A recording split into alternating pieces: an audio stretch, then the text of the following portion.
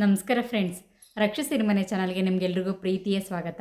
I hope ನೀವೆಲ್ಲರೂ ಚೆನ್ನಾಗಿದ್ದೀರಾ ಅಂತ ಭಾವಿಸ್ತೀನಿ. ಇವತ್ತು ನಾನು ಬೆಳಗ್ಗೆ ಎದ್ದು ಹೊರಗಡೆ ಹೋಗಿ ನೋಡಿದ್ರೆ ನನಗೊಂದು ಅಚ್ಚರಿ ಕಾದಿತ್ತು. ಅದೇನು ಅಂದರೆ ಒಂದು 5ರಿಂದ 6 ನವಿಲುಗಳಲ್ಲಿ ಆಡ್ತಾ ಇದ್ದು. ಆ ನವಿಲುಗಳನ್ನ ನೋಡಿ ನನಗಂತೂ ತುಂಬ ಅಂದರೆ ತುಂಬಾ ಖುಷಿ ಆಯಿತು. ನಾನು ಎಷ್ಟೋ ದಿವಸ ಆದಮೇಲೆ ಆ ಥರ ನವಿಲುಗಳನ್ನ ನಮ್ಮ ಮನೆ ಮುಂದೆ ಅಷ್ಟು ಹತ್ತಿರವಾಗಿ ನೋಡಿದೆ. ನನಗೆ ಯಾಕೆ ನವಿಲುಗಳನ್ನ ನೋಡಿದ್ರೆ ತುಂಬ ಖುಷಿ ಆಯಿತು ಮತ್ತು ಸ್ವಲ್ಪ ಬೇಜಾರನ್ನು ಆಯಿತು. ಯಾಕೆ ಬೇಜಾರಾಯಿತು ಎಲ್ಲವನ್ನೂ ಕೂಡ ನಾನು ಈ ವಿಡಿಯೋದಲ್ಲಿ ಶೇರ್ ಮಾಡ್ತೀನಿ. ವಿಡಿಯೋನ ಕಂಪ್ಲೀಟಾಗಿ ನೋಡಿ. ಹಾಗೆ ಫ್ರೆಂಡ್ಸ್, ನೀವು ಇನ್ನೂ ನನ್ನ ಚಾನಲ್ನ ಸಬ್ಸ್ಕ್ರೈಬ್ ಮಾಡದೆ ನೋಡ್ತಿದ್ರೆ ಪ್ಲೀಸ್ ಚಾನಲ್ನ ಸಬ್ಸ್ಕ್ರೈಬ್ ಮಾಡಿ ನೋಡಿದ್ರಿಂದಾಗಿ ನನಗೆ ಹೊಸ ಹೊಸ ವೀಡಿಯೋಸ್ ಹಾಕಲಿಕ್ಕೆ ಎಂಕರೇಜ್ ಮಾಡ್ದಂಗಾಗುತ್ತೆ. ತಡ ಮಾಡೋದು ಬೇಡ ಫ್ರೆಂಡ್ಸ್, ಬನ್ನಿ ವಿಡಿಯೋನ ಕಂಟಿನ್ಯೂ ಮಾಡೋಣ. ಪ್ರಾಣಿ ಪಕ್ಷಿಗಳು ವಾಸ ಮಾಡುವಂಥ ಜಾಗನೆಲ್ಲ ನಾವು ಬಯಲು ಮಾಡಿಕೊಂಡು ಲೇಔಟ್ಗಳು ಮಾಡಿಕೊಂಡು ಆ ಪ್ರಾಣಿ ಪಕ್ಷಿಗಳಿಗೆ ವಾಸ ಮಾಡಲಿಕ್ಕೆ ಜಾಗನೇ ಇಲ್ಲದೇ ಇರೋವಂಥ ಪರಿಸ್ಥಿತಿ ಬಂದಿದೆ. ಸೊ ಹಾಗಾಗಿಯೇ ಈ ಪ್ರಾಣಿಗಳೆಲ್ಲ ಕೂಡ ಇವತ್ತು ನಮ್ಮಗಳ ಮಧ್ಯೆ ವಾಸ ಮಾಡಬೇಕು ಅನ್ನೋ ಒಂದು ಪರಿಸ್ಥಿತಿ ಬಂದಿದೆ ಅಂತ ಹೇಳ್ಬೋದು. ಈಗೇನು ನೀವು ನವಿಲುಗಳನ್ನ ನೋಡ್ತಿದ್ರಲ್ಲ, ಇದು ನಮ್ಮ ಮನೆಗೆ ತುಂಬ ಹತ್ರದಲ್ಲಿ ನಾನು ನೋಡಿದೆ.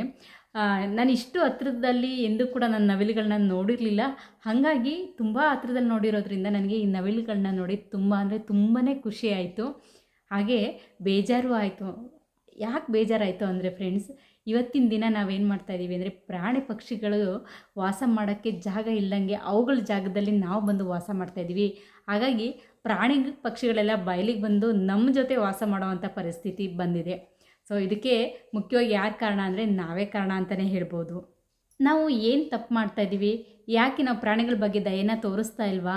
ಯಾಕೆ ಪ್ರಾಣಿಗಳೆಲ್ಲ ಬಯಲು ಪ್ರದೇಶಕ್ಕೆ ಬರ್ತಾ ಇದ್ದಾವೆ ಅಂತ ಹಾಗೆ ಒಂದು ಸ್ವಲ್ಪ ಸಂಕ್ಷಿಪ್ತವಾಗಿ ನಾವು ವಿಚಾರ ಮಾಡೋದಾದರೆ, ಖಂಡಿತವಾಗ್ಲೂ ಮಿಸ್ಟೇಕ್ಸು ನಮ್ಮ ಕಡೆದೇ ಇದೆ ಅಂತ ಹೇಳ್ಬೋದು.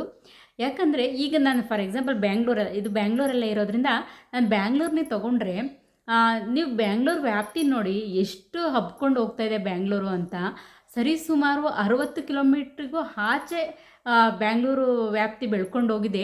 ಈ ಕಡೆ ಬಂದರೆ ನೆಲಮಂಗಲ, ದಾಬಸ್ಪೇಟೆ, ಹತ್ತತ್ರ ತುಮಕೂರವರೆಗೂ ಹೋಗ್ತಾಯಿದೆ.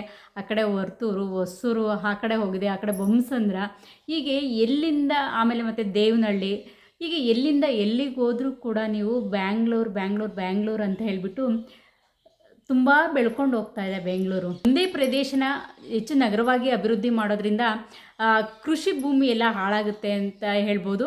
ಬಿಕಾಸ್ ಎಲ್ಲ ಕಡೆನೂ ಲೇಔಟ್ ಮಾಡ್ತಾ ಹೋದರೆ ಆಬ್ವಿಯಸ್ಲಿ ಅದ್ರ ಸುತ್ತಮುತ್ತ ಇರುವಂಥ ಕಾಡುಗಳನ್ನೆಲ್ಲ ಕಡಿಬೇಕಾಗುತ್ತೆ. ಮತ್ತು ಅಕ್ಕಪಕ್ಕದಲ್ಲಿರುವಂಥ ಕೆರೆಗಳು, ಹಳ್ಳಗಳು ಇವುಗಳನ್ನೆಲ್ಲ ಮುಚ್ಕೊಂಡು ಲೇಔಟ್ಗಳನ್ನ ಮಾಡ್ಕೊಂಬರ್ತೀವಿ.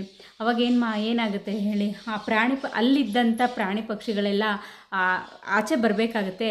ಆಬ್ವಿಯಸ್ಲಿ ಅವು ಈ ಥರ ಬಯಲಿಗೆ ಬಂದು ಅವಕ್ಕೆ ವಾಸ ಮಾಡೋಕ್ಕೆ ಜಾಗ ಇಲ್ಲದೆ ಇರೋವಂಥ ಪರಿಸ್ಥಿತಿ ಇವತ್ತು ಉಂಟಾಗ್ತಾ ಇದೆ ಅಂತ ಹೇಳ್ಬೋದು.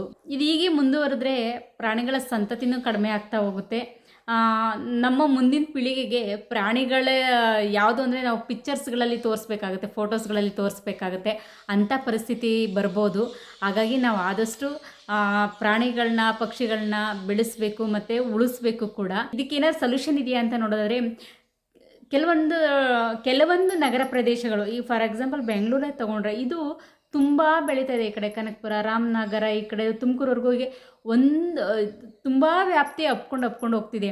ಸೊ ಈ ಸರ್ಕಾರ ಏನು ಮಾಡ್ಬೋದು ಅಂದರೆ, ಮೊದಲನೇದಾಗಿ ಇಲ್ಲಿ ಹೆಚ್ಚು ಕಾರ್ಖಾನೆಗಳಿದೆ. ಇಲ್ಲಿ ತುಂಬ ಕಂಪನಿಗಳು ಬ್ಯಾಂಗ್ಳೂರಲ್ಲೇ ಇರೋದ್ರಿಂದ ಎಲ್ಲ ಕರ್ನಾಟಕ ಆಗ್ಬೋದು, ಬೇರೆ ಎಲ್ಲ ಸ್ಟೇಟ್ಗಳಿಂದನೂ ಕೂಡ ಇಲ್ಲಿ ಜನಗಳಿಲ್ಲಿ ಉದ್ಯೋಗನ ಆರಿಸ್ಕೊಂಡು ಬರ್ತಾರೆ.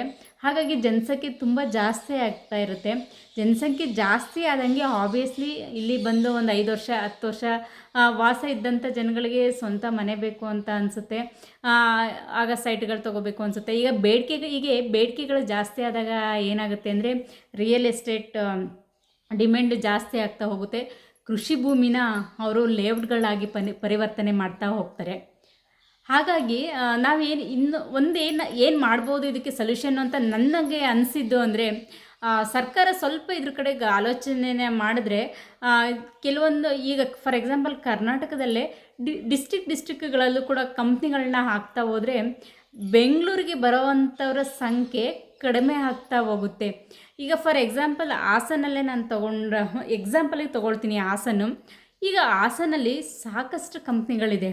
ಸೊ ಹೀಗಾಗಿ ಅಲ್ಲಿಂದ ಬೆಂಗಳೂರಿಗೆ ವಲಸೆ ಬರೋರ ಸಂಖ್ಯೆ ಸ್ವಲ್ಪ ಮಟ್ಟಿಗೆ, ತುಂಬ ಅಂತಲ್ಲ, ಸ್ವಲ್ಪ ಮಟ್ಟಿಗೆ ಖಂಡಿತವಾಗ್ಲೂ ಕಡಿಮೆ ಆಗಿದೆ.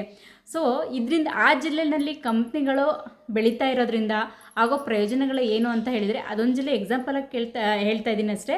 ಇದೇ ಥರ ಬೇರೆ ಬೇರೆ ಜಿಲ್ಲೆಗಳಲ್ಲಿ ಕಂಪನಿಗಳು ಬೆಳೀತಾ ಹೋದರೆ ಏನು ಆಗುತ್ತೆ ಅಂತ ನೋಡೋದಾದರೆ, ಮೊದಲನೇದಾಗಿ ಅಲ್ಲಿರುವಂಥ ಕೃಷಿ ಭೂಮಿ ಉಳಿಯುತ್ತೆ ಒಂದು, ಮತ್ತು ಕುಟುಂಬದವ್ರ ಜೊತೆ ಎಲ್ಲರ ಜೊತೆನೂ ಇರ್ತಾರೆ. ಎರಡನೇ ಲಾಭ, ಅವರು ಏನು ಮಾಡ್ತಾರೆ ಅಂದರೆ, ಮನೆ ಹತ್ರನೇ ಕೆಲಸ ಇರೋದ್ರಿಂದ ಅವರು ಕೃಷಿನ ಮಾಡಿಕೊಂಡು, ಜಮೀನನ್ನ ಮಾಡಿಕೊಂಡು ಜಾಬ್ಗೆ ಹೋಗ್ತಾರೆ. ಅಲ್ಲಿ 2 ಪ್ಲಸ್ ಪಾಯಿಂಟ್ ಆಗುತ್ತೆ. ಅವ್ರ ಲೈಫು ತುಂಬ ಚೆನ್ನಾಗಾಗುತ್ತೆ. ಈ ಕಡೆ ಬೆಳೆನೂ ಬೆಳೀತಾರೆ, ಆ ಕಡೆ ಉದ್ಯೋಗನೂ ಮಾಡ್ತಾರೆ. ಮತ್ತು ಇನ್ನೊಂದು, ಎಲ್ಲರೂ ಫ್ಯಾಮಿಲಿ ಒಟ್ಟಾಗಿ ಇರ್ತಾರೆ. ನೀವು ಬೆಂಗಳೂರಲ್ಲಿ ನೋಡ್ಬೋದು, ಕೆಲವೊಂದು ಚಿಕ್ಕ ಚಿಕ್ಕ ಪುಟ್ಟ ಕಂಪ್ನೀಸ್ ಆಗ್ಬೋದು, ಗಾರ್ಮೆಂಟ್ಸ್ಗಳಿಗೆ ಬರೋರು ಆಗ್ಬೋದು, ಮಕ್ಕಳನ್ನ ಅಮ್ಮ ಅಪ್ಪ ಮನೆಯಲ್ಲಿ ಬಿಟ್ಟು ಅವರು ಕೆಲಸನ ಆರಿಸ್ಕೊಂಡು ಬೆಂಗಳೂರಿಗೆ ಬಂದು ಕೆಲಸ ಮಾಡ್ತಿರ್ತಾರೆ. ಮಕ್ಕಳು ಒಂದು ಕಡೆ ಇರುತ್ತೆ, ತಾಯಿ ಒಂದು ಕಡೆ ಇರ್ತಾರೆ, ಅಥವಾ ತಂದೆ ಒಂದು ಕಡೆ ತಾಯಿ ತಂದೆ ಒಂದು ಕಡೆ ಇರ್ತಾರೆ, ಮಕ್ಕಳು ಒಂದು ಕಡೆ ಇರ್ತಾರೆ. ಇದರಿಂದಾಗಿ ತಾಯಿ ಮಕ್ಕಳನ್ನ ಬೇರೆ ಪಡಿಸ್ದಂಗಾಗಿರುತ್ತೆ ಅಲ್ವಾ. ಈಗ ಅದೇ ಕಂಪನಿಗಳು ಆಯಾ ಜಿಲ್ಲೆಯಲ್ಲಿದ್ದರೆ ಅವರಲ್ಲಿ ಕೆಲಸನೂ ಮಾಡಿಕೊಂಡು ಮಕ್ಕಳನ್ನು ನೋಡಿಕೊಂಡು ಅಲ್ಲಿ ಕುಟುಂಬದವ್ರ ಜೊತೆ ಎಲ್ಲ ಸುಖವಾಗಿ ಇರ್ತಾರೆ ಕೂಡ. ಇದು ಒಂದು ಪ್ರಮುಖವಾದ ಕಾರಣ ಅಂತಲೇ ಹೇಳ್ಬೋದು. ಇದನ್ನು ಮೀರಿ ಮತ್ತೆ ನಾವಿನ್ನೇನು ಅಂತ ಹೇಳ್ಬೋದು, ಈಗ ಒಂದೇ ಕಡೆ ಬೆಳೀತಿರೋವಂಥ ನಗರದಲ್ಲಿ ಜನಸಂಖ್ಯೆ ಸ್ವಲ್ಪ ಅವಾಯ್ಡ್ ಆಗುತ್ತೆ. ಎಷ್ಟು ಟ್ರಾಫಿಕ್ ಜಾಮ್ ಆಗುತ್ತೆ, ಎಷ್ಟು ಪೊಲ್ಯೂಷನ್ಸ್ ಆಗುತ್ತೆ, ಇದೆಲ್ಲದೂ ಕೂಡ ಅವಾಯ್ಡ್ ಆಗುತ್ತೆ. ಮತ್ತು ಎಲ್ಲಕ್ಕೂ ಮುಖ್ಯವಾಗಿ ರೈತರಿಗೆ ಮತ್ತು ಹಳ್ಳಿಯ ಮಕ್ಕಳಿಗೆ, ಹಳ್ಳಿಯ ಜನಗಳಿಗೆ ಒಂದು ಉತ್ತಮವಾದ ಜೀವನನ ಕಲ್ಪಿಸಿಕೊಟ್ಟಂಗಾಗುತ್ತೆ. ಸೊ ಹೀಗಾಗಿ ಸ್ವಲ್ಪ ಸರ್ಕಾರ ಇದ್ರ ಕಡೆ ಗಮನ ಹರಿಸಿದರೆ ಖಂಡಿತವಾಗ್ಲೂ ಕೂಡ ತುಂಬ ಅಂದರೆ ತುಂಬಾ ಒಳ್ಳೆಯದಾಗುತ್ತೆ. ಜಿಲ್ಲೆಗಳಿಗೆ ಕೆಲವೊಂದು ಕಂಪ್ನಿಗಳನ್ನ ಅಲ್ಲಿ ಹೂಡಿಕೆ ಮಾಡ್ತಾ ಅಲ್ಲಿ ಬೆಳೆಸ್ಕೊಳ್ಳೋಕ್ಕೆ ಪ್ರಯತ್ನ ಮಾಡಿದ್ರೆ, ಅವಕಾಶ ಮಾಡಿಕೊಟ್ರೆ, ಕಂಪ್ನಿ ಮಾಲೀಕರಿಗೆ ಅಲ್ಲಿ ಕಂಪನಿಗಳನ್ನ ಮಾಡಲಿಕ್ಕೆ ಅವಕಾಶ ಮಾಡಿಕೊಟ್ರೆ ಖಂಡಿತ ಇದರಿಂದ ಸರ್ಕಾರಕ್ಕೂ ಲಾಭ ಆಗುತ್ತೆ, ಮತ್ತು ಅಲ್ಲಿನ ಸುತ್ತಮುತ್ತ ಜನಗಳಿಗೂ ಕೂಡ ಲಾಭ ಆಗುತ್ತೆ. ಕೃಷಿ ಜಮೀನನ್ನೆಲ್ಲ ತೆಗೆದು ಲೇಔಟ್ಗಳನ್ನ ಮಾಡ್ತಾಯಿದ್ದಾರೆ. ಮುಂದಿನ ಪೀಳಿಗೆಗಳಿಗೆ ಕೃಷಿನ ಮಾಡಲಿಕ್ಕೆ ಜಮೀನೇ ಇಲ್ದಂಗೆ ಆಗ್ಬೋದು. ಎಲ್ಲರೂ ಸೈಟು ಮನೆ ಅಂತ ಕೂತ್ಕೊಳ್ಳೋ ಅಂಥ ಪರಿಸ್ಥಿತಿ ಬಂದರೂ ಕೂಡ ಆಶ್ಚರ್ಯ ಪಡಬೇಕಾಗಿಲ್ಲ. ಆ ರೀತಿ ಬೆಳ್ಕೊಂಡು ಹೋಗ್ತಾ ಇದೆ, ಆ ರೀತಿ ಲೇಔಟ್ಗಳು ಡೆವಲಪ್ ಆಗ್ತಾಯಿದೆ.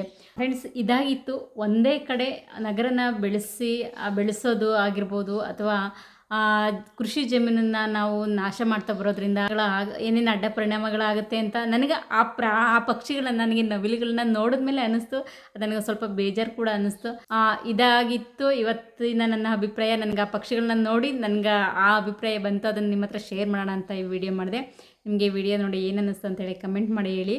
ಈ ವಿಡಿಯೋ ಇಷ್ಟ ಆದರೆ ಲೈಕ್ ಮಾಡಿ, ಮತ್ತು ಇನ್ನೂ ನೀವು ನನ್ನ ಚಾನಲ್ನ ಸಬ್ಸ್ಕ್ರೈಬ್ ಮಾಡಿಲ್ಲ ಅಂದರೆ ಸಬ್ಸ್ಕ್ರೈಬ್ ಮಾಡಿ ನೋಡಿ. ನೆಕ್ಸ್ಟ್ ವಿಡಿಯೋದಲ್ಲಿ ಇಂಥದೇ ಒಂದು ಒಳ್ಳೆ ಇನ್ಫಾರ್ಮೇಷನ್ ಜೊತೆ ನಿಮ್ಮ ಮುಂದೆ ಬರ್ತೀನಿ. ಅಲ್ಲಿವರೆಗೂ ಟೇಕ್ ಕೇರ್, ಬಾಯ್.